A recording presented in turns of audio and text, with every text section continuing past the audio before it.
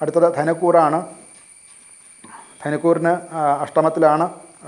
ധനുക്കൂറ് മൂലം, പൂരാടം, ഉത്രാടത്തിൽ കാല്, ഇങ്ങനെയാണ് ധനുക്കൂറ്. അവർക്ക് അഷ്ടമത്തിലാണ് വ്യാഴം.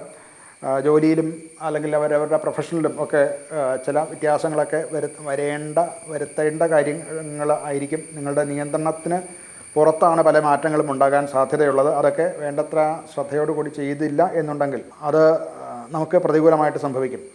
പലപ്പോഴും അതിനെ നേരിട്ട് എതിർക്കാതെ അതിനെ വേണ്ട രീതിയിൽ സംയമനത്തോടു കൂടി സ്വീകരിക്കുന്നതായിരിക്കും തൽക്കാലത്തേക്ക് ഗുണം ചെയ്യുക. ധനപരമായിട്ട് നമുക്ക് ചില അപ്രതീക്ഷിതമായിട്ടുള്ള ചില ചിലവുകളൊക്കെ വരാൻ സാധ്യതയുണ്ട്. പ്രത്യേകിച്ച് അഡീഷണൽ ആയിട്ടുള്ള ടാക്സ് കൊടുക്കേണ്ടി വരിക, അല്ലെന്നുണ്ടെങ്കിൽ ചില ലെവീസ് മുതലായിട്ടുള്ളവയോ, അല്ലെങ്കിൽ ചില ക്ലെയിംസ്, നമ്മുടേതായിട്ടുള്ള ചില ക്ലെയിംസും മറ്റുമൊക്കെ പാസ്സാവാതിരിക്കുക, പ്രത്യേകിച്ച് ഇൻഷുറൻസ് മുതലായിട്ടുള്ള മേഖലകളിൽ നിന്ന് ഇതൊക്കെയും സംഭവിക്കാനുള്ള സാധ്യതയുണ്ട്. അതുപോലെ വായ്പ തിരിച്ചടവ്, ഇങ്ങനെയുള്ള കാര്യങ്ങളിലൊക്കെ വളരെ ശ്രദ്ധിക്കേണ്ടതാണ്. ധനപരമായിട്ട് ഇങ്ങനെയുള്ള പ്രശ്നങ്ങൾ ഉണ്ടാകാനുള്ള സാധ്യതയുണ്ട്. ആരോഗ്യ സംബന്ധമായിട്ട് ദഹന പ്രക്രിയയ്ക്ക് തടസ്സം നേരിടാം.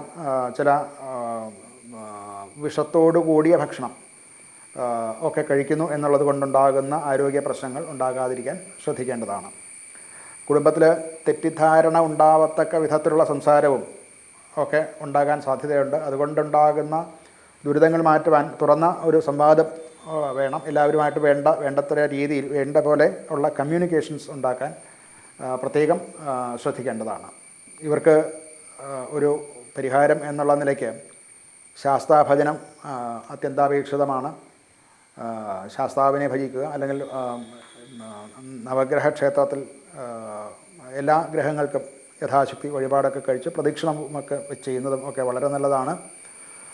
അതുപോലെ തന്നെ വിഷ്ണു ക്ഷേത്രത്തിൽ ദർശനം നടത്തുക, വിഷ്ണു സഹസ്രനാമം ജപിക്കുക, അലങ്കാര വസ്തുക്കൾ സമർപ്പിക്കുക, അന്നദാനം നടത്തുക, ഇതൊക്കെയും അനുകൂലമായിട്ടുള്ള ഫലം കിട്ടാൻ നല്ലതാണ്.